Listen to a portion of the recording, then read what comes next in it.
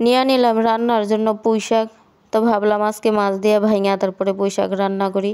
আর এই পুঁই শাকগুলো আমি 2 দিন আগে আনছিলাম, তবে রান্না করা হয় নাই। আর আজকে নিয়ে নিলাম রান্না করার জন্য। তো আসসালামু আলাইকুম, সবাই কেমন আছেন? আশা করি সবাই অনেক ভালো আছেন। আলহামদুলিল্লাহ আমি ভালো আছি। তো পুঁই শাকগুলো আমি 2 দিন আগে আনছিলাম, তবে পুঁই শাকগুলো আমি সবগুলা নিতে পারি নাই, কারণ অনেকটাই নষ্ট হয়ে গেছে। আর বিশেষ করে পাতাগুলা বেশি নিতে পারি নাই, পাতাগুলা সবগুলোই নষ্ট হয়ে গেছে।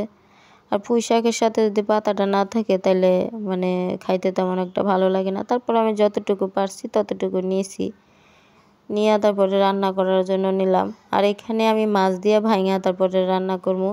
আর মাছটার সাথে আমি যা যা মশলা লাগে সব মশলা আমি দিলাম, দিয়া তারপরে ভালো মতো হাতে মাইখা নিলাম।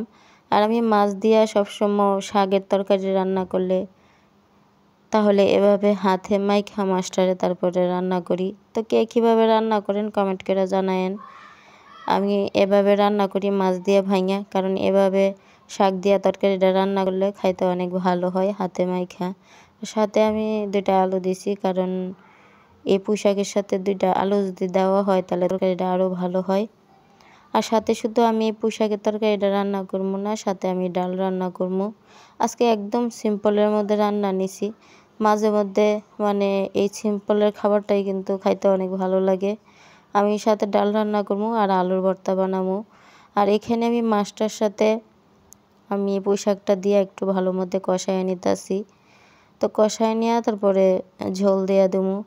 আর পুঁই শাকটা আমার একটু সিদ্ধ হইতে সময় লাগছে, কারণ যেহেতু 2 দিন ঘরে ছিল তার জন্য। আর এই যে মানে কয়েকদিন ধরে কি বলবো, কয়েকদিন ধরে আমি বলতেছি যে ঘরে অনেক তরকারি নষ্ট হইতেছে।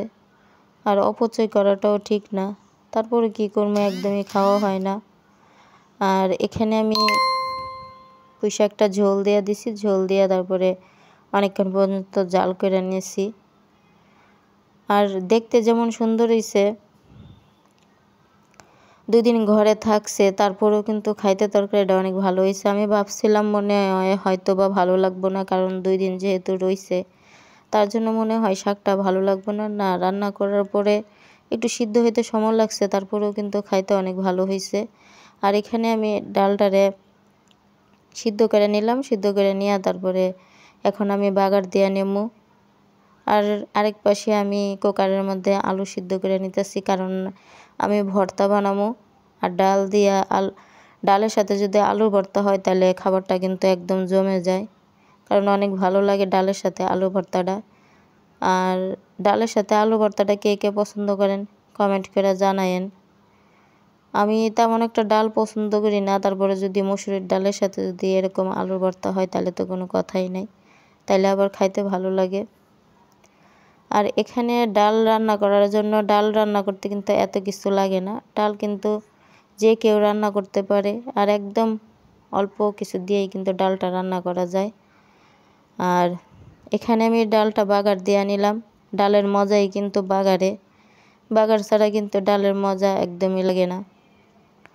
আর এখানে আলুগুলো আমার সিদ্ধ হয়ে গেছে, তারপরে আমি ভর্তা বানিয়ে নিতেছি। আর ভর্তাটা আমি একটু ঝাল ঝাল করে বানাইছি, কারণ যেহেতু ডাল দিয়ে খাওয়া হইব, তাহলে ভর্তাটা যদি একটু ঝাল ঝাল হয় তাহলে কিন্তু অনেক ভালো লাগবো। তো সবাই ভালো থাকেন, আর কি আমার জন্য দোয়া করেন। ভিডিওটা যদি ভালো লাগে থাকে তাহলে একটা লাইক কমেন্ট শেয়ার করে দিয়েন। আর এতক্ষণ যারা আমার পাশে থেকে ভিডিওটা দেখলেন তাদেরকে অনেক অনেক ধন্যবাদ আমার পাশে থাকার জন্য। তো আজকে একদম সিম্পলের মধ্যে খাবার, তো সিম্পলের মধ্যে খাবার হলেও কিন্তু খাইতে অনেক ভালো লাগছে। বিশেষ করে এই ডাল আর আলুর ভর্তা।